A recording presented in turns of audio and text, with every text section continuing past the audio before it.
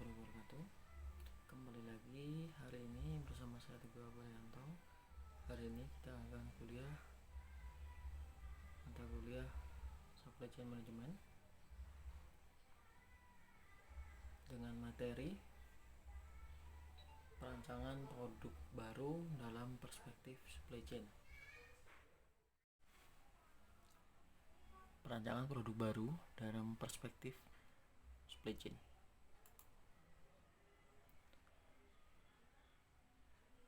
Pendahuluan. Dalam perspektif supply chain, perancangan produk baru adalah salah satu fungsi vital yang sejajar dengan fungsi-fungsi lain seperti pengadaan material, produksi, dan distribusi.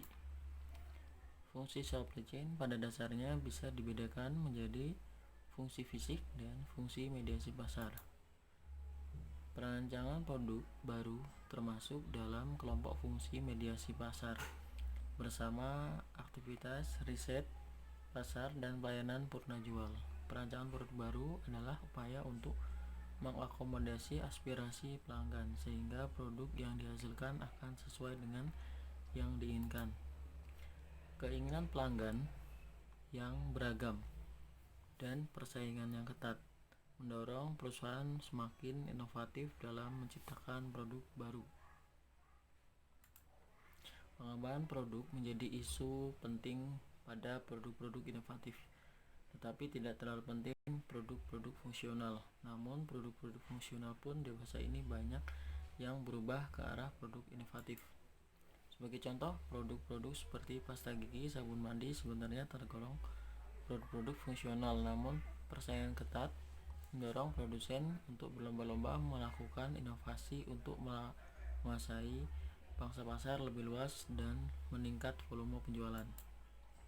Siklus hidup produk yang semakin pendek membawa banyak implikasi terhadap bagaimana perusahaan bersaing di pasar serta bagaimana mereka harus mengelola aktivitas supply chain.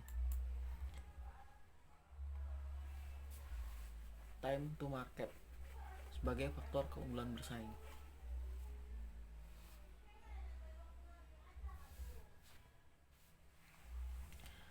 Bagi perusahaan yang menangani produk-produk inovatif, kecepatan meluncurkan rancangan terbaru sangatlah penting. Time to market, waktu antara gagasan produk baru dimulai sampai produk tersebut dipasarkan. Fase-fase produk baru perancangan produk baru yaitu generasi ide, the generation, business, technical assessment, product concept, product engineering and design, prototype design, test and pilot product, manufacturing, kemudian launch. Banyak cara yang bisa perusahaan untuk memperpendek time to market.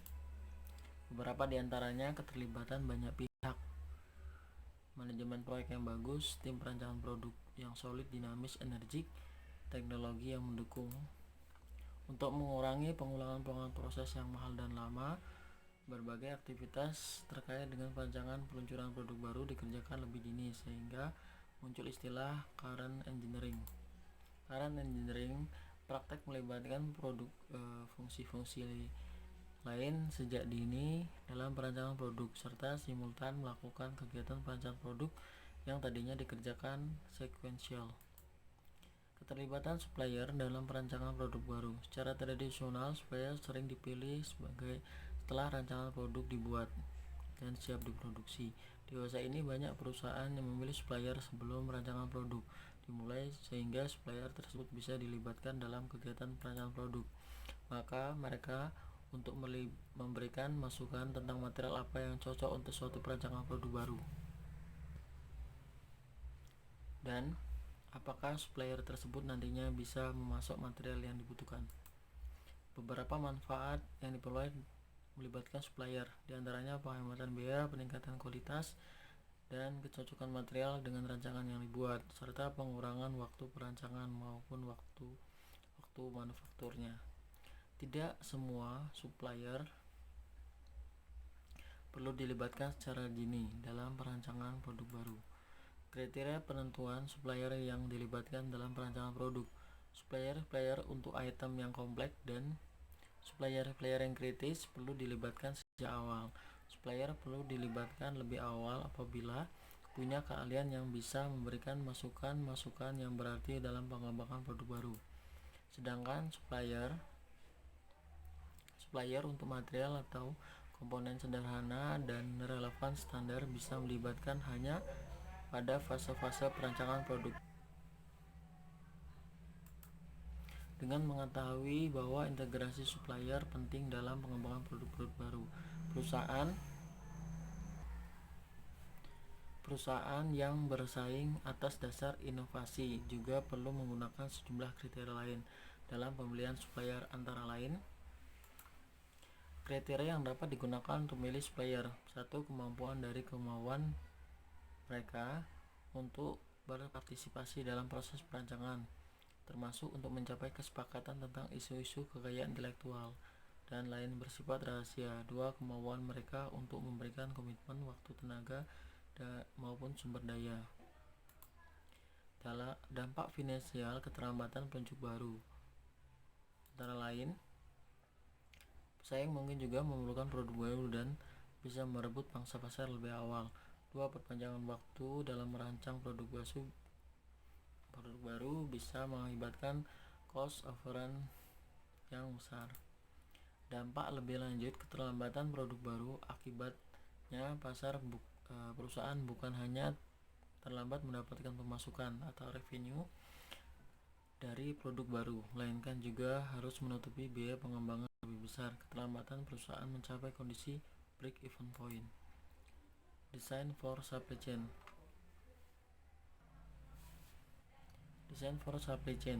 Ongkos transportasi dan persediaan merupakan supply chain cost driver, pemicu biaya supply chain yang besar porsinya.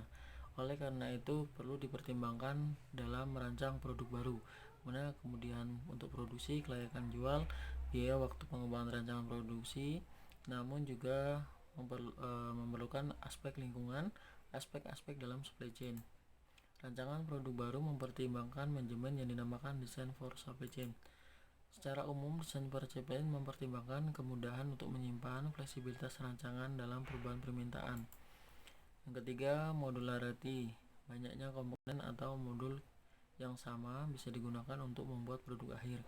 Yang keempat, aspek lokalisasi. Yang kelima, reusability dari rancangan. Kemudian rancangan yang berikutnya adalah rancangan mendukung mass customization. Bagi perusahaan-perusahaan yang bersaing, dasar kecepatan meluncurkan produk baru, integrasi antar bagian pengembangan produk dan fungsi lainnya, seperti perencanaan produksi, pembelian material produksi, pengiriman sangatlah penting. Koordinasi yang baik di antara fungsi-fungsi yang berperan dalam pengembangan produk memungkinkan rancangan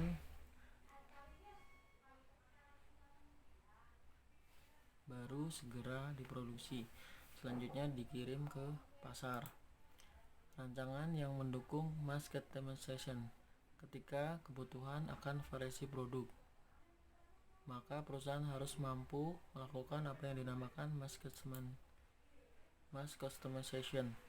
Tantangan yang harus dihadapi dalam hal ini, bagaimana perusahaan bisa menawarkan variasi produk namun tidak menimbulkan biaya yang terlalu tinggi, bisa merespon pesanan pelanggan secara tepat. Di usaha ini, mass customization banyak dilakukan dan bisa ditinjau dari berbagai aspek, misalnya rancangan produk, rancangan proses, rancangan sistem penerimaan. Upayanya yaitu CTO, configure to order, banyak digunakan untuk mempresentasikan model di mana perusahaan mempercepatkan sehingga bisa memperpendek waktu respon dalam pemenuhan pesanan pelanggan. Yang berikutnya ada Integrated Visual Configuration System, suatu model yang digunakan untuk menunjang proses mass customization di industri otomotif. Efek kesamaan komponen, untuk meningkatkan kesamaan pada bagian komponen-komponen yang digunakan, seperti mengatasi bertambahnya jenis komponen. 2. Mengatasi bertambahnya jumlah komponen. Yang ketiga, perusahaan tetap bisa menciptakan produk baru. Kesamaan komponen yang tinggi akan membantu perusahaan. Pertama, terjadinya penurunan persediaan. Yang kedua, kompleks produksi akan menurun, baik aktivitas setup yang diperlukan maupun kompleksitas yang bersumber dari aliran produk pada lantai produksi. Kesamaan komponen juga bisa meningkatkan economic scale. Biaya tetap, biaya untuk membeli akan tersebar pada jumlah yang lebih banyak. Apabila komponen diberi pemasukan, perusahaan memiliki tawar yang lebih baik, mendapatkan harga. Berikut tadi adalah penjelasan mengenai perancangan produk baru perspektif dalam supply chain. Setelah ini akan ada kuis yang bisa dikerjakan di hari ini juga. Sekian, terima kasih. Assalamualaikum warahmatullahi wabarakatuh.